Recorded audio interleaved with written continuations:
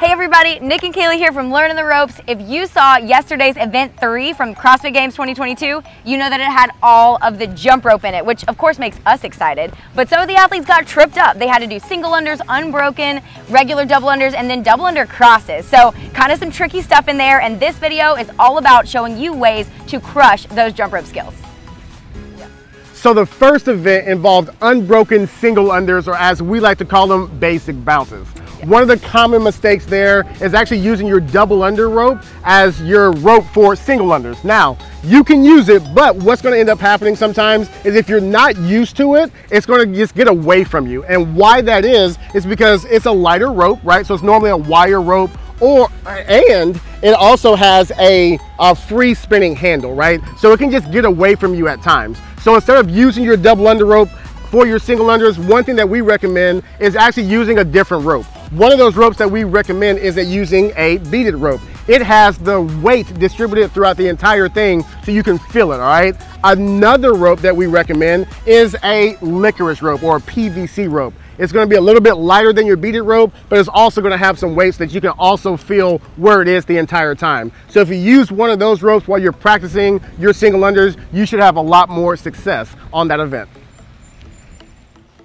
All right, one more thing on single bounce jumping or single unders. There are 2 ways to do them. The traditional way would be a 2-foot jump just like this.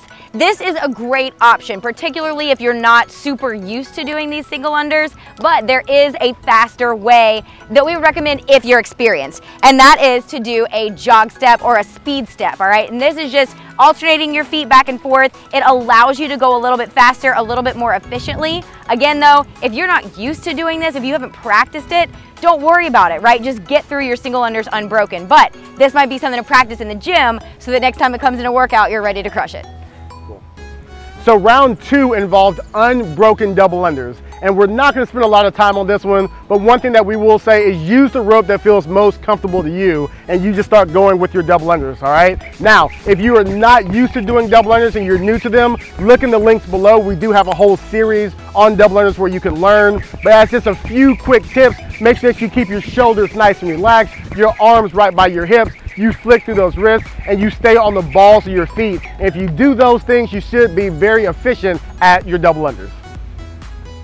Round 3 was a little bit tricky. It involved double under crosses. Now, there's a couple of ways to do this, but basically what you want is to have one of your revolutions in your double under become a crisscross. You can do that on the second revolution. That will be an open cross double under. So the first revolution, just normal. Second revolution is in your cross.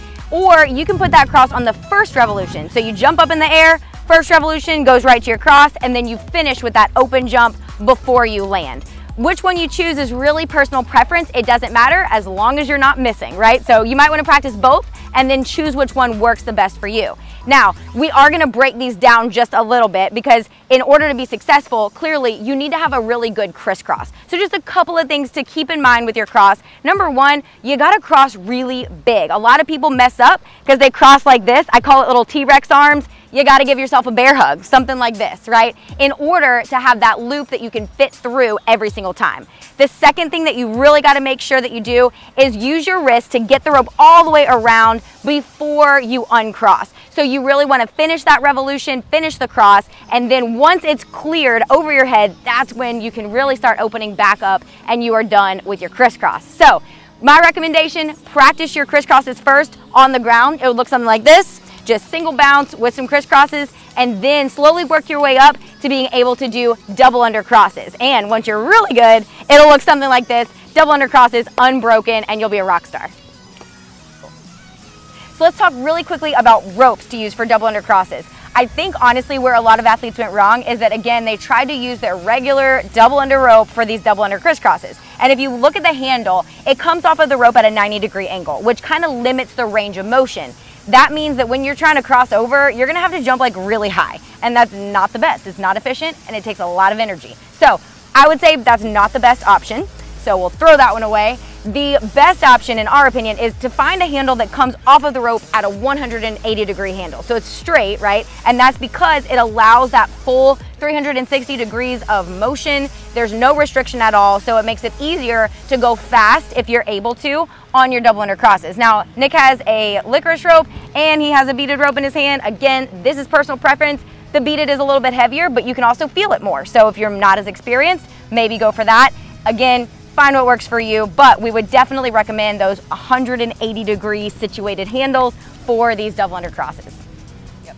So we hope that you enjoyed this video. We gave you some tips on some unbroken single unders, double unders, and how to be more efficient at your double under crosses. Like always, make sure you look below. There will be some resources, some videos, some ropes, links down there that you can click on, because we definitely want to keep helping you out. Also, make sure that you subscribe. We want to build up the followers so we can keep giving you some great content. And until then, we hope you have a great rest of your day.